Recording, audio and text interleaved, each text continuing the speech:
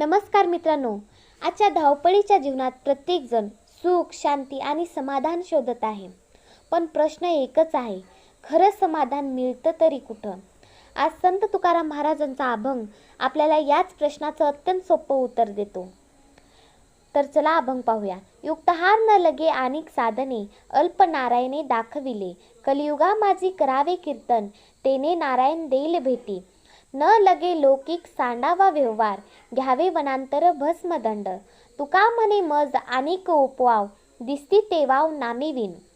तुकाराम महाराज सांगतात, देव मिळवण्यासाठी फार मोठ्या साधना, कठोर व्रत, उपवास किंवा कनिष्ठ मार्गाची गरज नाही.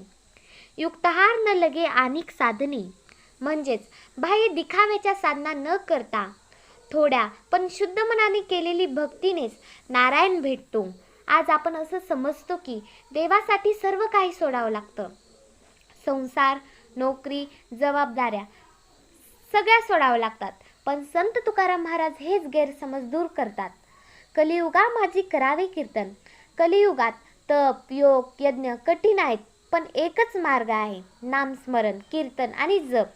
घरात काम करताना, प्रवासात, मन दुःखी असताना किंवा आनंदितही असताना जर ओठांवर नाम असेल तर नारायण स्वतः भेट देण्यात येतो.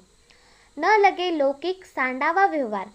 संत स्पष्ट सांगतात, संसार सोडण्याची गरज नाही, वनात जाण्याचीही गरज नाही, भस्म लावून दंड धरण्याचीही गरज नाही. आई बापांची सेवा, प्रामाणिक नोकरी, सत्य मार्गानं जगणं हे सगळं करत असतानाच नामस्मरण केलं तरी देव प्रसन्न होतो.